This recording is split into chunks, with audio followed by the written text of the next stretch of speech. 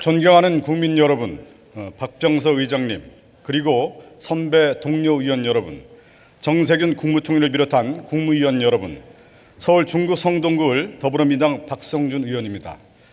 제가 21대 총선에 당선이 돼서 21대 국회의 의미, 그리고 제가 앞으로 무엇을 해야 될지 먼저 생각을 해서 정리를 하고 질문을 하도록 하겠습니다.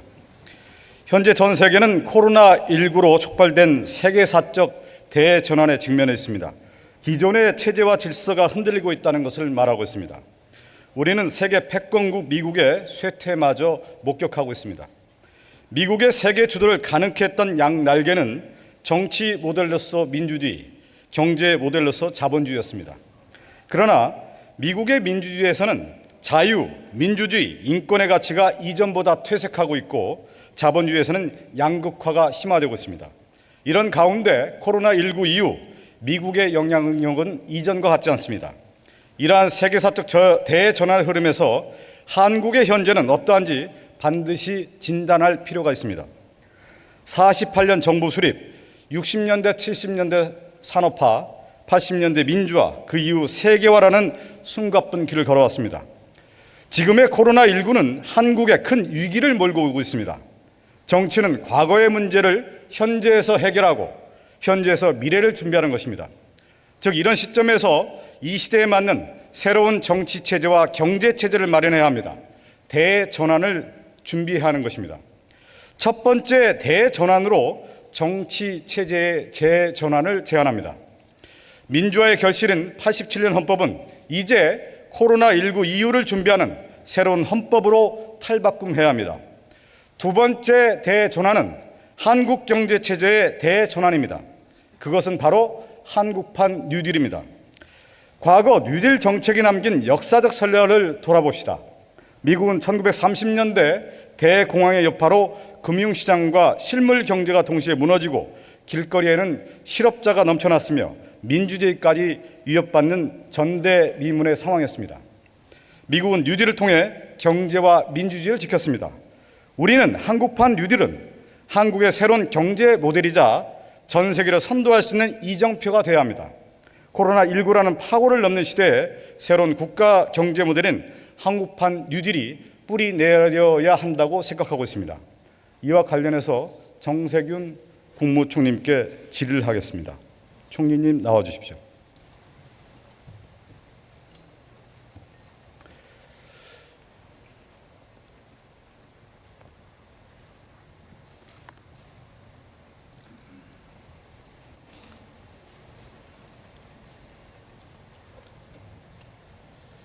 총리님, 저는 21대 국회가 과거의 국회와는 전혀 다른 시대에 출발을 했다고 합니다. 생각하고 있습니다.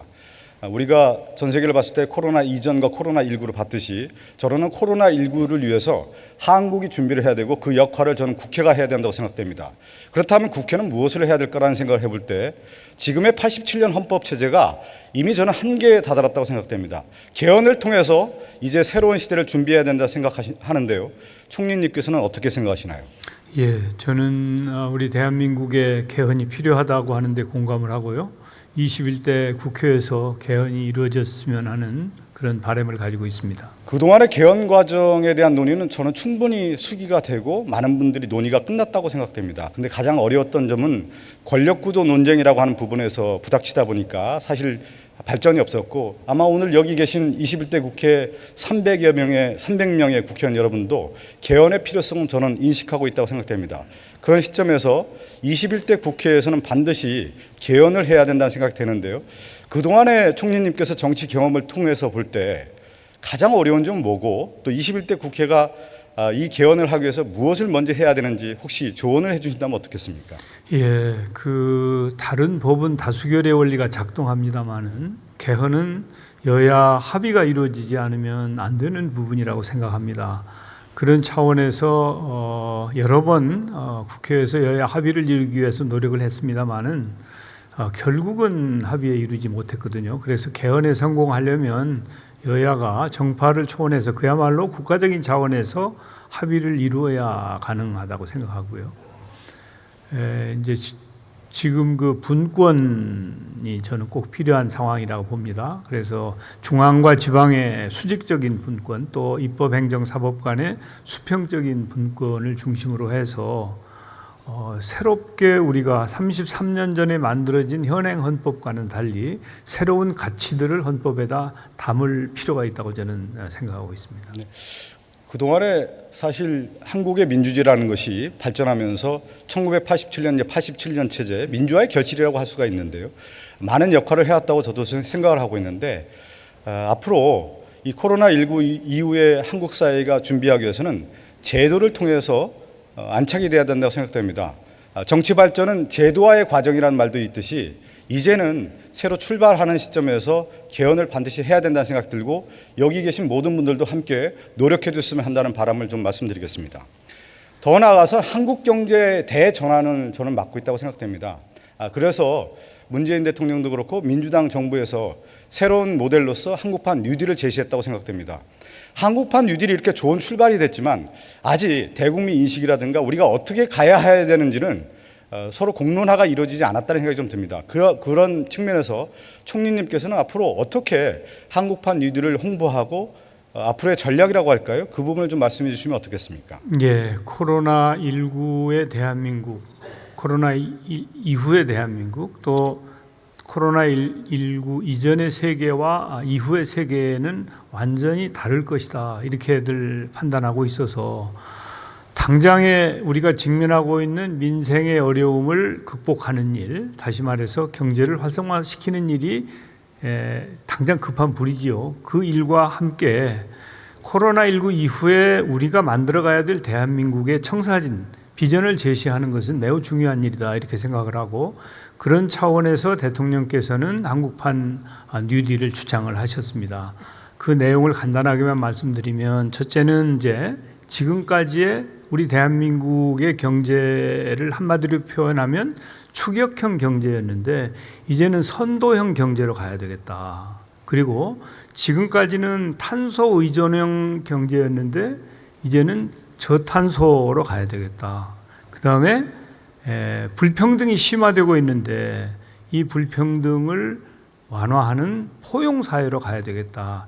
이런 세 가지 중심 축을 가지고 한국판 뉴딜을 지금 추진하고 있는데 시간이 제한된 상태이기 때문에 아직도 미완의 상태다 이렇게 솔직히 말씀드리면서 네. 앞으로 충분히 국회의 의견도 반영하고 여야의 정치권의 의견도 반영하고 국민의 의견도 들어서 조금은 완결성이 떨어지는 그 안을 좀 더 업그레이드된 그런 안으로 만들어서 실행을 하고자 합니다. 우리나라는 이제 전 세계에 각광을 받았던 것 중에 하나가 이제 정부 주도의 성장, 발전 국가론이라고 하는 건데요. 이 모델이 전 세계에 이제 각광을 받았고 한국을 배우자 하는 움직임이 있었는데 저는 이제는 이제 정부 주도의 어떤 성장 모델을 뛰어넘어서 이 한국판 뉴딜은 민간 부분에까지 참여를 시키고요. 또 세계적인 어떤 기업들까지 끌어들여서 더욱더 큰 판, 한국판이 아니라 세계판으로 가고 선도국가의 모델을 제시하는 쪽으로 갔으면 한다는 바람을 좀 드리겠습니다. 예, 그런 생각을 가지고 있습니다. 네. 하나 더 제가 이제 그 정치의 대전환 또 경제의 대전환을 얘기했다고 하면은 저는 이제 국가 공간 구조의 대전환도 필요하다고 생각됩니다. 바로 그래서 김태년 대표께서 원내대표께서 월요일 날 행정수도의 완성을 얘기했는데요. 저는 보통 인간의 인식이 공간을 규정도 하지만 공간이 또 새로운 사람들에게 인간의 의식을 규정한다고 생각됩니다. 그래서 수도권 중심과 이 과밀화의 어떤 문제들이 있다고 하면은 이것을 해결하기 위해서는 공간 구조의 어떤 대전환, 행정수를 완성해야 되는 생각되는데요. 총리님께서 좀 더 적극적으로 이 부분에 대해서 좀 나서주시면 한다는 바람을 드는데요. 앞으로 간다고 하면 어떻게 가야 될까요? 예, 그 사실은 행정 수도를 추진하다가 이제 헌재 결정 때문에 행복 도시로 이게 바뀌었지 않습니까? 그래서 반쪽짜리 그 세종시가 탄생을 했죠. 네. 그런데 국가균형발전이라고 하는 원대한 그 전략을 생각한다면 원래대로의 그 세종시의 발전도 상당히 기여할 것이다 이렇게 보는데 서두르기보다는 좀 더 진지하게 시간을 두고 우선 국회에서의 공감대 또 국민적인 지지 이런 것을 획득하면서 원대한 계획을 만들어서 그걸 실천하는 것이 지혜롭지 않겠는가 그렇게 생각합니다. 네. 앞서 그 행정수도 관련해서 이제 분원 설치를 이행해야 된다는 말씀을 총리님께서 하신 것으로 제가 기억하고 있는데요. 예. 대전부지에 있었을 때 분원 설치 관련된도 저는 뭐 지속적으로 추진해야 된다고 보지만 오히려 좀 큰 그림을 그려야 되지 않느냐. 행정수도의 어떤 완성을 위해서 지금 여야의 어떤 합의 구조라든가 또 정부에서 적극적으로 추진을 해서 완성체를 이루는 것이 더 중요하지 않나 싶습니다. 분원 설치가 어떨까요? 완성과 과정에서 오히려 분원 설치 과정이 완성에 있어서의 어떤 조그만 그림으로 좀 안착이 되는 것이 아닌가 이런 걱정이 좀 되는데요. 예, 그렇지는 않을 겁니다. 왜냐하면 현재 이제 국회가 서울에 있고 이제 행정부는 네네. 많은 부서가 몇 개만 남겨놓고 세종시로 다 갔지 않습니까? 그것으로 인해서 생기는 비능률과 이 비용의 문제 이런 부분을 해소하기 위한 노력이 바로 이제 분원을 설치하는 것인데 이제 전부를 얻기 위해서 다시 말해서 행정 수도를 완성하기 위해서 그것을 미루다가 그것마저도 제때 이루어지지 못해서 비용도 절감하고 행정 능률을 올릴 수 있는 것을 포기한다면 그것은 지혜롭지 못하다고 생각하고요. 10발짝을 가기 위해서 한 발이나 두 발이라도 먼저 뛰면서 앞으로 전진하는 것이 필요하다고 저는 판단합니다. 저는 그 한국판 뉴딜과 행정수도의 어떤 연계선상에 좀 바라볼 필요가 있을 것 같습니다. 행정수도를 완성할 때 여기에 뉴딜, 한국판 뉴딜을 접목하는 건데요. 디지털 뉴딜을 접목하고 디지털 환경의 수도를 만들어가는데 기축으로 삼고요. 또 하나는 환경과 에너지라는 부분까지 합해서 그린 뉴딜을 함께 한다고 하면 오히려 행정수도라고 하는 것이 한국판 뉴딜의 표본 모델, 랜드마크가 될 수 있다는 생각이 좀 드는데 어떻게 생각하시는지요? 예, 뭐 만약에 국회에서 여야가 공감대를 만들면 추동력이 생길 수 있죠. 그리고 과거에 행정수도 논란이 있을 때도 국민들께서 찬성률이 더 높았습니다. 그리고 지금은 이제 그 세종시가 반쪽짜리가 됨으로 해서 비능률과 불필요한 비용의 지출이 있다고 하는 것을 국민들께서 잘 알고 계시기 때문에 정치권에서 공감대를 만들면 국민들께서도 함께 해주시지 않을까 그렇게 기대가 됩니다. 네, 제가 한 번 더 말씀을 좀 드리면 한국판 뉴딜이라고 하는 어떤 실체를 만들어 줄 때 구체화된 어떤 정책으로 갈 때는 바로 행정수도의 여기에 내용적인 측면에서 디지털 뉴딜과 그린 뉴딜을 접목한다고 하면 훨씬 더 저 국민들이 이해하기 쉽지 않을까 싶어서 말씀을 드렸습니다. 예. 총리님 감사합니다. 예, 감사합니다. 다음으로 국방부 장관께 좀 질문을 좀 드리도록 하겠습니다.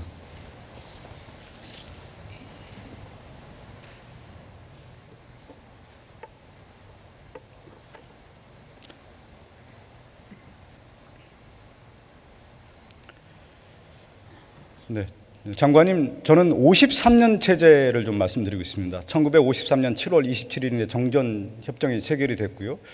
며칠 있으면 정전 협정의 이제 67주년이 되는데 53년의 그 의미는 사실 전작권 얘기를 좀 해야 될 것 같습니다. 전쟁 당시에 이승만 대통령이 한국 전쟁을 수행하기 어렵다 보니까 메가더에게 작전 지휘권을 넘겼습니다. 작전 통제권보다 우위의 개념이죠. 인사나 군수 문제까지 다 포괄하는 개념이었고요. 그 이후에 한미 합의 의사록에 작전 통제권을 넣습니다. 이 문제를 왜 넣냐면 이승만 대통령이 그 당시에 북진 통일을 내세우다 보니까 또 다른 어떤 분쟁의 소지가 있다 보니까 오히려 한국에 있는 작전 통제권을 미국이 가져감으로 인해서 전쟁 방지에 의미를 담는 한미 합의 의사록에 담는 것이죠. 그 이후에 이 작전 통제권이 우리에게 넘겨오지 않았던 상황이죠. 그러니까 작전 통제권의 의미는 우리가 스스로 전쟁을 수행할 수 없는 능력을 입증하는 거였는데 지금에 와서는 우리 한국의 국력이라든가 군사력이 이렇게 충만해 있고 다 이르렀는데 아직까지 작전 통제권을 가져오지 못했다라는 것은 오히려 스스로 군이 군의 능력이 부족하다라는 걸 인정하는 것이 아니냐. 저는 이렇게 반문하고 싶은데 여기에 대한 장관님의 입장은 어떻습니까? 예, 의원님 말씀 잘 이해했습니다. 우리가 이 어떤 작전권을 넘겨줄 때는 우리 대한민국에 힘이 없고 능력이 없어서 넘겨준 것입니다. 네. 약 70년 정도 지금 가까운 동안 한미동맹이 정치적인 민주화를 달성할 수 있도록 하고 또 우리 경제적인 발전을 이룰 수 있도록 하는데 큰 근간이 됐다 그렇게 네. 생각합니다. 의원님께서 말씀하신 대로 지금 우리의 국방력, 군사력도 상당한 수준에 이르러 있고 저희가 그런 능력이 갖춰졌다, 그런 능력도 있다, 저희는 뭐 그렇게 생각하고 있습니다. 그러나 한미 간에 이러한 부분들을 지금 그 조건에 기초한 전작권 전환 그 약속을 했고 그 계획을 차근차근 진행하고 있는 단계다 이렇게 말씀드리겠습니다. 미국의 상황을 보면 탈냉전 이후에 미국 상원에서 넌 원어 수정안이 발의가 되지 않습니까? 그 당시 보면은 오히려 미국에서 탈냉전 이후에 작전 통제권을 한국에게 이양하려고 하는 법안까지 만들고 준비를 해왔는데 그 이후에 우리나라 한국의 과정들을 보면 한국군이 오히려 좀 소극적이지 않았냐라고 하는 좀 질타를 받을 수 있는 여지가 분명히 있었던 것 같습니다.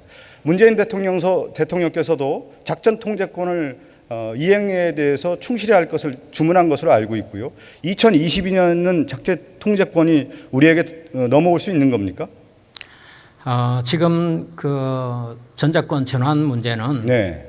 사실 처음 그 전작권 전환 문제가 나오고 노무현 정부 때 나오고 그 다음에 이제 이명박 그 다음에 박근혜 정부를 이어가지고 지금 오면서 그동안에 상당히 많은 그 진척들이 있었습니다.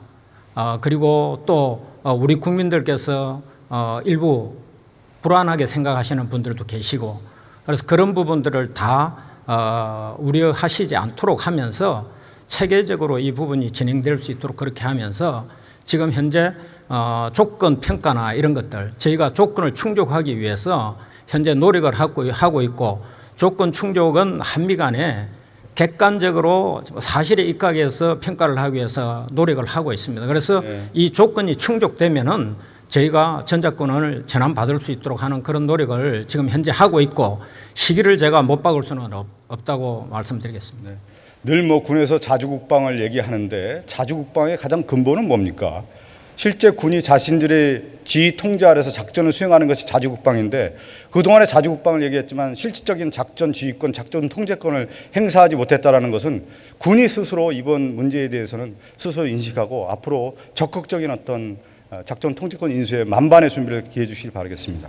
예, 우리 국민들께서 우리가 전작권 전환을 받으면은 유엔사가 해체된다, 또 미군이 철수한다 이런 잘못된 오해들을 하면서 불안한 생각을 많이 갖고 계신데 그게 아니고 한미동맹은 굳건하게 유지되면서 그리고 우리 국민들께서 자부심을 가질 수 있도록 하는 그런 우리 한국군 주도의 그런 전작권이 전환이 될 수 있도록 하는데 최선을 다하겠습니다. 작전 통제권은 우리 역사에 사실 우리가 갖지 못했다는 것은 굴욕의 역사입니다. 우리가 전쟁을 수행하지 못했다는 부분이었고 제가 53년 정전 체제에 대한 분단 체제에 대한 극복을 얘기했는데 그 극복은 바로 작전 통제권을 이양하는 데부터 출발한다는 데에서 명심해 주시고 준비해 주시기 바라겠습니다.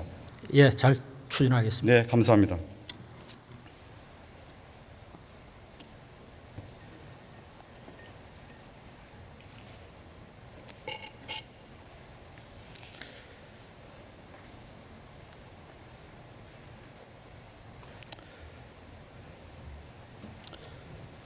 저는 정치를 하기 전에 정치를 밖에서 볼 때 정치가 도대체 뭐냐에 대한 어떤 근본적인 어떤 질문을 했었습니다. 저는 정치가 과거에서 이어져 왔던 문제를 해결하고 현재에서 해결하고 또 정치는 현재에서 미래를 준비한다는 생각을 늘 했습니다.